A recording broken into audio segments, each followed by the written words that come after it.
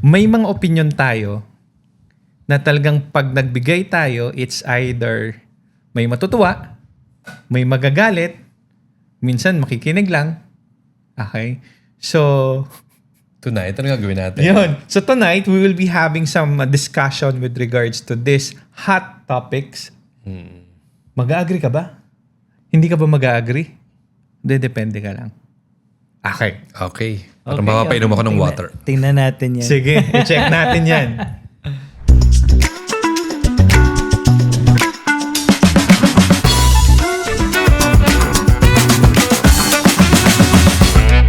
Welcome to After Office, conversations that matter beyond the 9 to 5. Mga bagay na hindi mo magawa kasi busy ka sa buhay.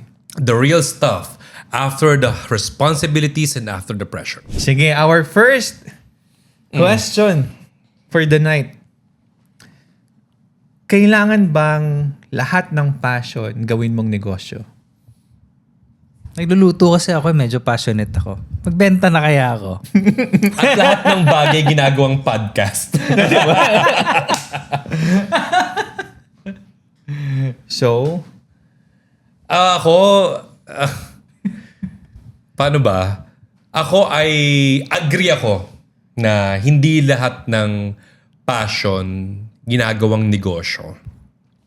Simply because, for me, ako lang naman to hindi niya dapat kunin yung opinion ko. Sa akin kasi yung passion ko is something na I feel relaxed. Parang it's my outlet. Yung most of yung mga things that I am passionate about, like I'm passionate about F1 racing, I'm passionate about painting. So parang for me, nakaka-relax siya, nakakawala siya ng stress outside of my profession. So kung gagawin ko siyang negosyo, tatanggalin nun yung the very idea na magiging outlet ko siya. So parang magkakaroon siya ng certain level of stress. That's why tingin ko hindi dapat ginagawang negosyo all the time. So ibig sabihin nung statement na yun is there are times that you can but not all the time. Safe. how about you, Doc Jonas? Hindi din ako agree na lahat ng passion mo ay nenegosyohin mo na. Pagkikitaan mo na. Kasi it doesn't mean na, let's say for example, nung bata ako, passionate ako sa music. Pero ano ba yung bigger picture mo talaga? Ano ba yung things that you think will change the world Okay. because of your presence in that certain field? Hahanapin mo yon. It doesn't mean na passionate ka sa painting, you go after that. Kasi sometimes, sa geographical, mahilig ka sa painting, nasa bundok ka, sino bibili sa'yo? Hindi ka makakakain. Yeah, makes sense. Okay? Era, generation, ano ba yung uso ngayon? Something like that. Ang dami ko, let's say for example, painter. Mga painter before, yung mga sobrang sikat, sobrang yaman. Pag sobrang galing ka, passionate ka, it doesn't mean na mabubuhay mo pamilya mo. So depends on the current need ng life agree. mo. May anak ka, magpapakain, passionate ka sa music. Wala masyadong gig kasi nagka-pandemic, anong gagawin mo? Focus on your passion. Wala ka internet, wala ka pambayad. You have to shift on something that can really provide for the family. Yeah. Nagsishift yan eh. Depende sa current need mo. So, if you think na, ang passion mo na to, kailangan mo na siyang gamitin as for business, go for it if ready ka to take the risk. If ready ka that whatever might come or will happen, kaya mo yun. Kasi ang labanan na dito hindi na yung passion mo kundi yung deliverables mo na. Yeah. Yung responsibility mo, your commitment. That's it. So, hindi ako agree na lahat ng passion mo ay kailangan mong negosyohin. Pero let's clarify na sinabi natin na hindi lahat ng passion mo magiging kailangan gawing negosyo. Pero it doesn't mean na hindi ka maging passionate sa negosyo mo.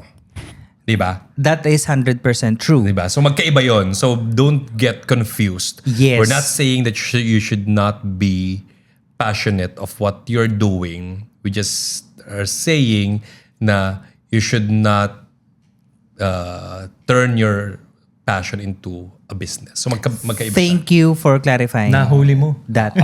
Salamat. Yeah. Kasi ito ang nangyayari. Let's say for example ako, wala akong passion sa dentistry. Malamang, hindi ko nga alam kung ano yun eh. Now that I'm here for so long, I'm not passionate, I'm obsessed with the craft. Iba yun. Next level ng passion yun. Kasi all details, lahat, aaralin ko. May choice ba ako? Wala. Why? Because I understood the game. Alam ko yung at stake, alam ko yung responsibility ko as a health provider, and also nag-iiba na siya. Pwede mong gawin yung chosen field mo na mas magiging passionate ka doon if you put in the time, the hard work, the vision, and also love. Lagyan mo ng love yung trabaho. So magiging passionate ka kahit hindi ka passionate dati. Tama ba, Rocky? Tama naman. Yeah. Yan yung ginawa natin. 'Di ba? Yeah. Ikaw, do you agree na hindi mo dapat gawing ano? Sa akin kasi Not all the time. Sa akin kasi depende. Siguro relatable dun sa sinabi mo, Doc Jonas. Alam mo yung responsibilidad mo ngayon. Okay? Kung yung passion mo hindi makapagbigay again ng deliverables mo or ng responsibilidad mo, bakit ko siya gagawin or tututukan knowing na hindi talaga ito makaka-deliver? Okay? Ngayon, once na alam mo na medyo maalwan ka na, siksik at liglig na yung ATM mo, let's say for example, maybe yung passion mo, may liway ka na eh. Magkamali ka man doon sa passion kasi hindi siya naging fruitful. At dahil nakapag-ipon ka na, may liway ka na, kahit ilang beses ka magkamali. Passion mo ito, nag-fail, sige, try ulit ako ng isa pa. So, depende. Depende para sa akin. Depende kung ano yung pangailangan mo at a certain stage of life. Pero this is not to discredit people who are really going after their passion because Definitely. in reality, there are people who are really successful Yes. in their chosen profession that are from the beginning they are really passionate Correct. about. Agree Like, naman. there are people who are involved in the arts na talagang ngayon ay sobrang sikat na sikat and yun talaga yung sinimula nila and they are very passionate about it. So it's not to say na don't go after your dreams. Yeah. It's just that sometimes you have to be practical about it. Yeah, that's the word, practical. And kasi 'di ba, ang daming mga sobrang gusto maging singer. Yeah. Pero how many people are in reality reach the top of their yung ano? Ilang Diba? Regine Velasquez pa meron? Oo. Ilang Sarah Ilang Geronimo. Sarah Geronimo, yeah, na talagang namayagpag. Correct. Mm-mm.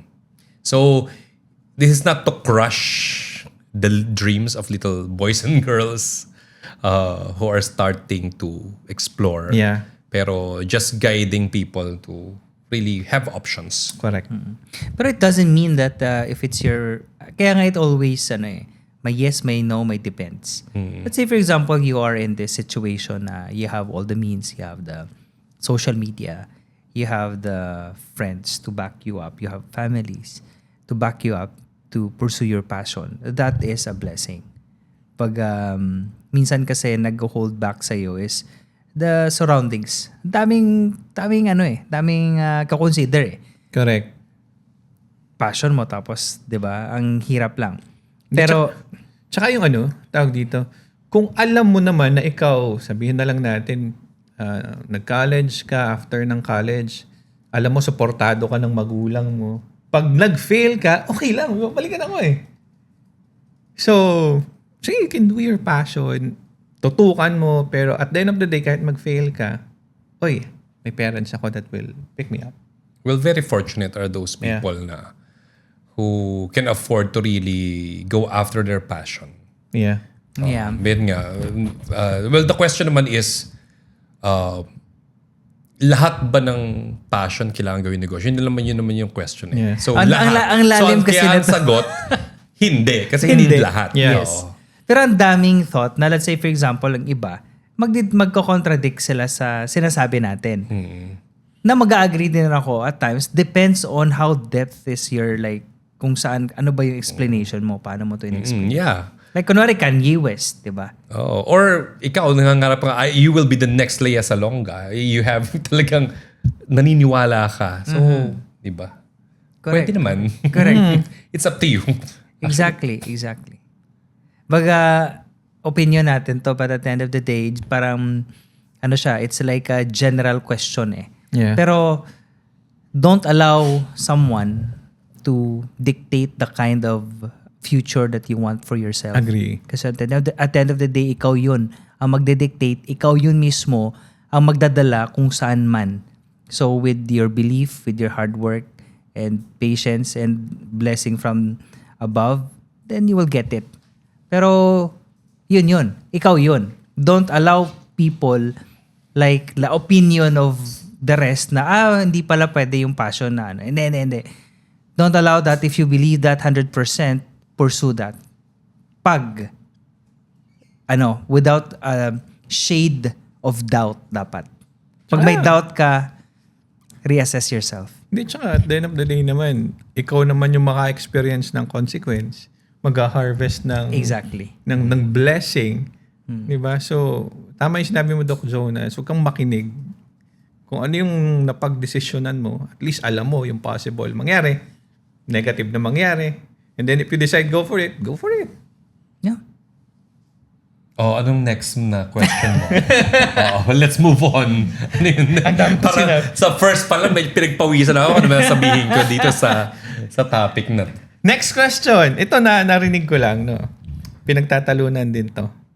Is it better to be kind rather than to be right? Bakit hindi pwedeng pareho? Kasi di ba may nabasa ako noon dati na maging kind ka na lang. Ako muna. Oo. Is it better to be kind? To be kind or To be right? to be right? Kung ako tatanungin mo, I would, it all boils down to experience in life. Okay. Sometimes, at first, syempre, turo ng magulang, ng church and all that, you have to be kind. Pag tumatanda ka na, nandun na yung meron kang, if you're too kind, ang gagawin sa'yo, aabusuhin ka.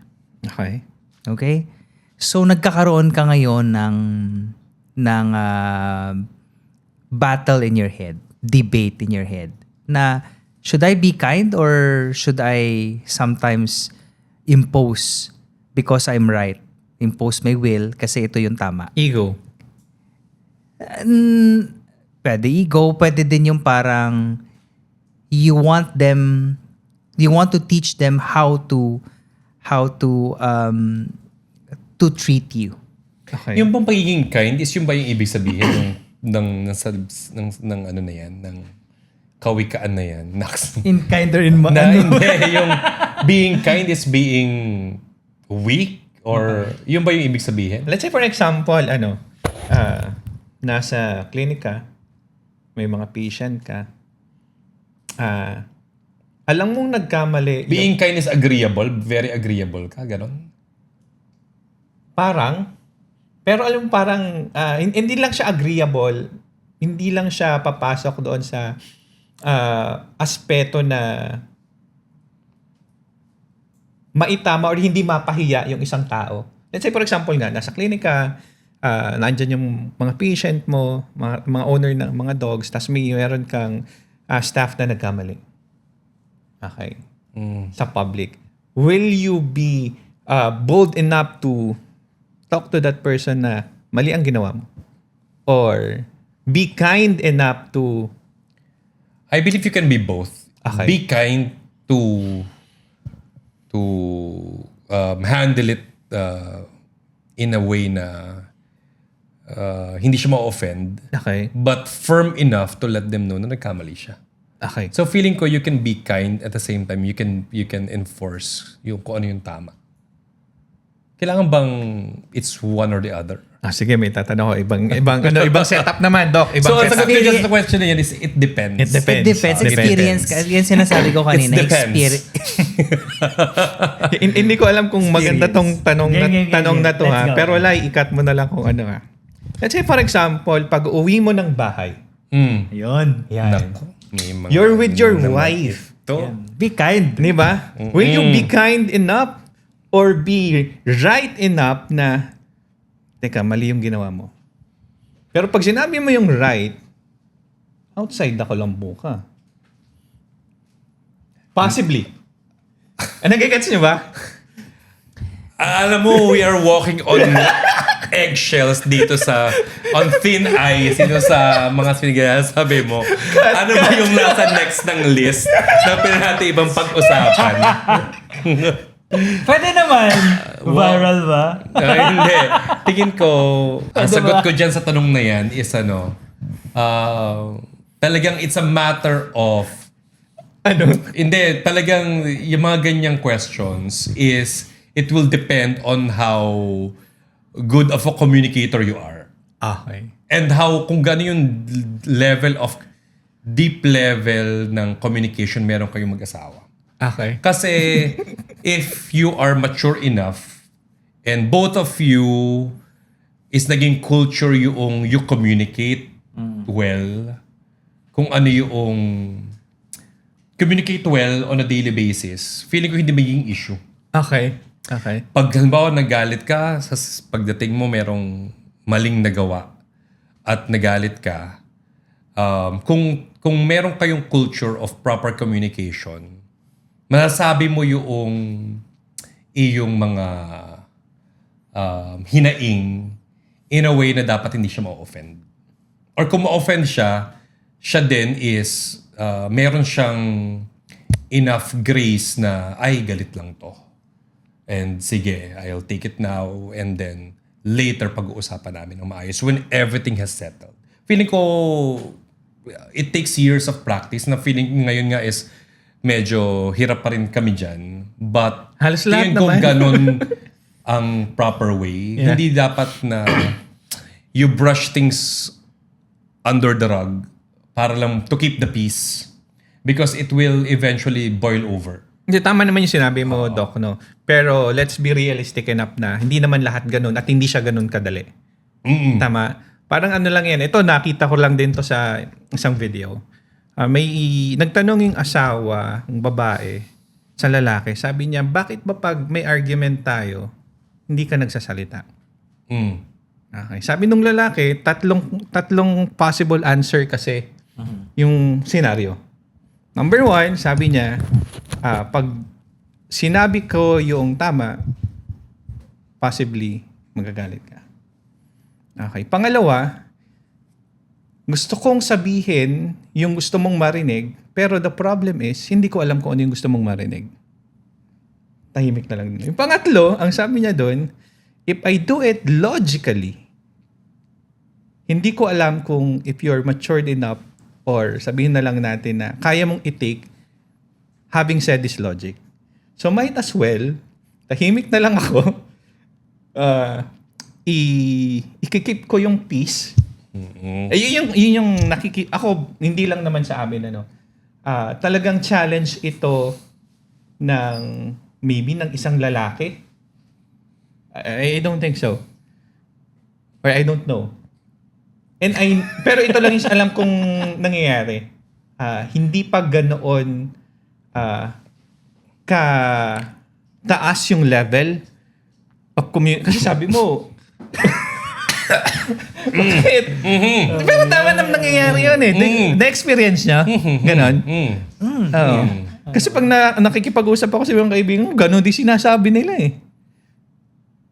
So is it okay to be kind or to be right? Oh, sabi siya, ikakat natin to. Hindi. Mas maganda to. Maganda yan. Maihimayin yan. Jonas! ano masasabi mo? Ano, is it marital? For me kasi, if you want your partner to grow, take risk. Ako din, I believe. Kasi kung hindi mo sasabihin yan, hanggang kailan ba kayo? 5 years? Kung may expiration yan, pwede eh. Tiis ka lang. Correct. Tiis ka lang. Expiration pala eh. Pero if you're planning to move on, to go to that journey na parang forever, Kina-solve mo na. ay ayusin mo na. So, magkaalaman. Feeling ko kailangan you have to speak up. Yeah, Kung ano yung magkaalaman kayo. one way or another, siguro lang kailangan mong as a man, kailangan mong matutunan yung the proper way to handle things, to choose your words properly. But you also have to be firm enough to say your piece. Kung ano yung talaga what's in your head. Kasi sila, nag-iisip lang din naman sila. Ano bang iniisip nito? Yeah. Kasi for the longest time, ako din ganyan. I'll just keep everything in just because ayoko ng gulo. Kasi sobrang stress na ako the whole day. Pwede sa bahay ako na ng meron pang any discussion.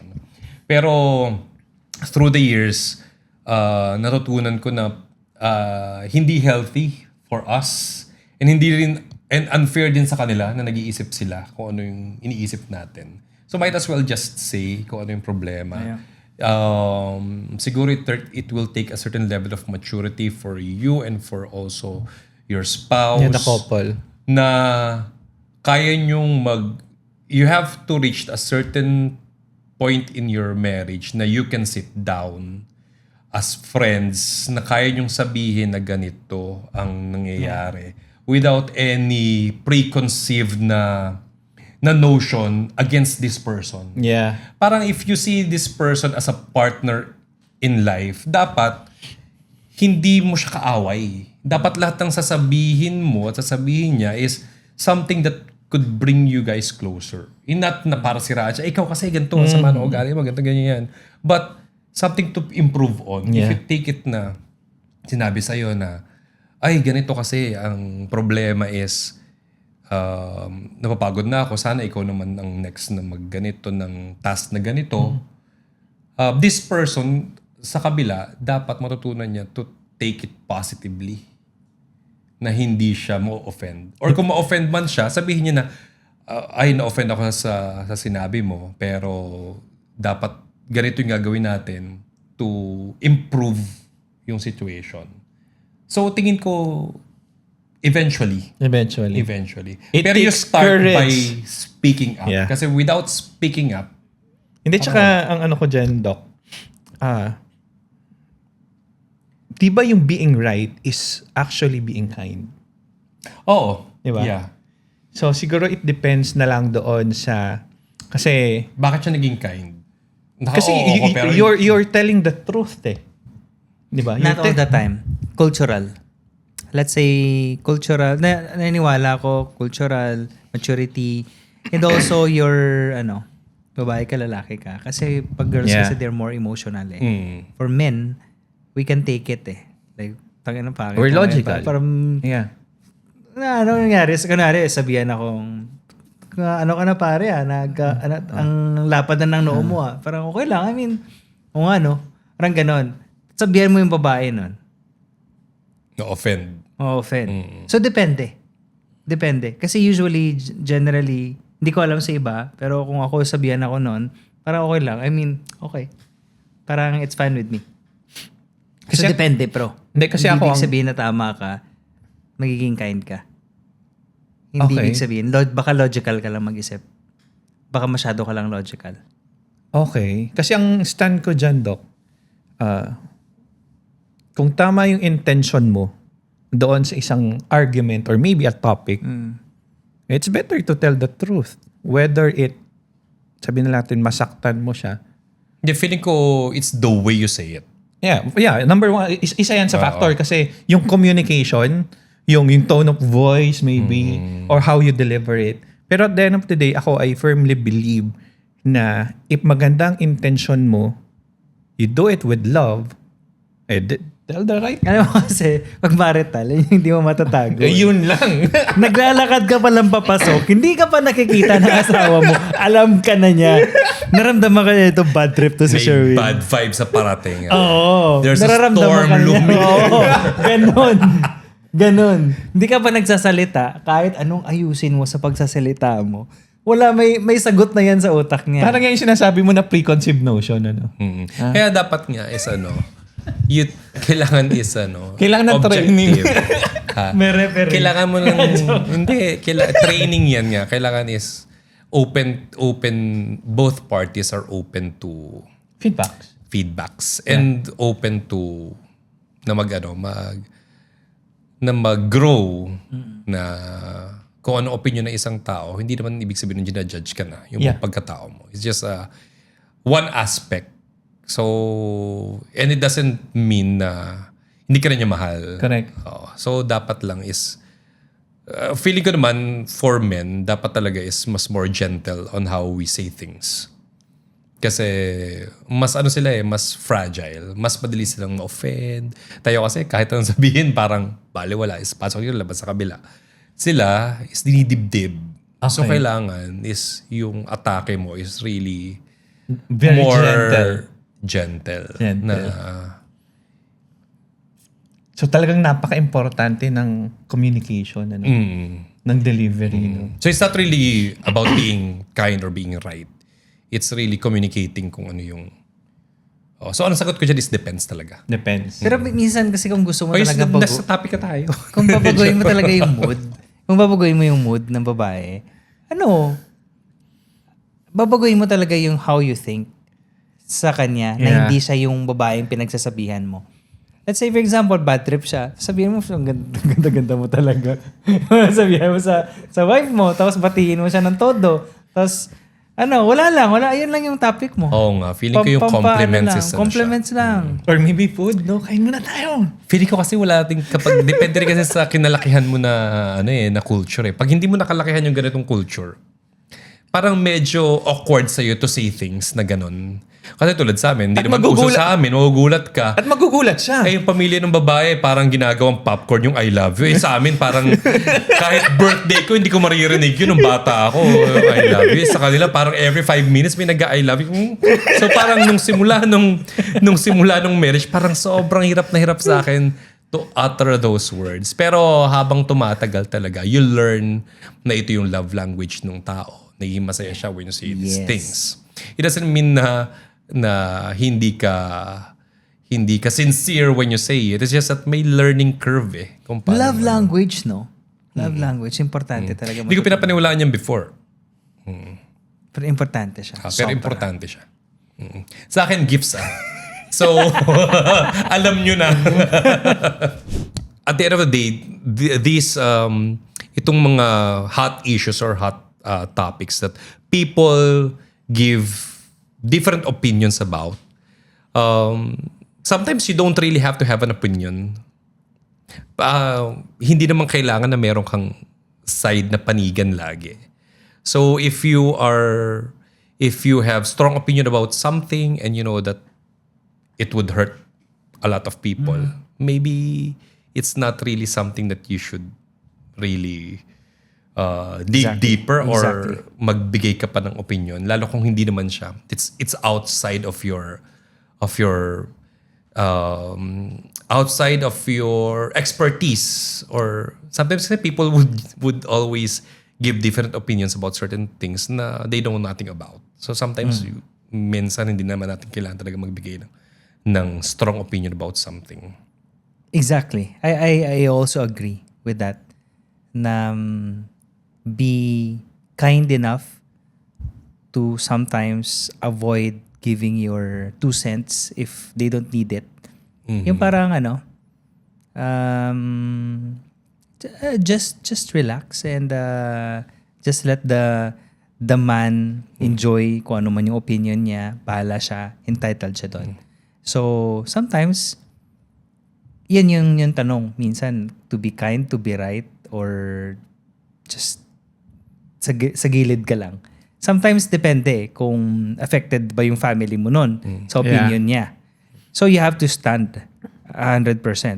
So kung minsan parang hindi naman siya talaga affected yung family mo or parang it's like a general term na nagkakawatak-watak lang yung society because of that topic, better not say anything. Para lang just to preserve the friendship, just to preserve the civility. Kasi yung iba, they're not civil enough to deal with other opinion eh.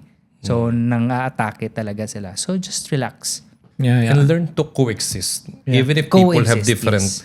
opinions about something, it doesn't mean that you cannot live with this person anymore. Exactly. Maybe yung opinion na iba is something na you can also reevaluate your own opinion Exactly. and maybe learn from it. Yeah, it really depends. Pero yung tawag dito, kailangan mo talagang i-value yung, especially if affected ka or yung family mo, communication really matters. And then if meron silang masabi man sa'yo, maybe solicited mo man yan or not, tama, i-reevaluate natin. Kasi baka tama naman. Di ba? So, it depends. Yeah. It depends. Tama. And as long as at the end of the day, you have your opinion that is based on your beliefs, your values, may peace of mind ka na yung family mo okay naman. So why bother na if hindi naman sila nag-ask ng opinions mo? Correct. Okay tayo. This is After Office, conversations that matter beyond the 9 to 5. And this has been Jonas. This has been Sherwin. And Rocky, and we'll see you after you clock out. Clock out.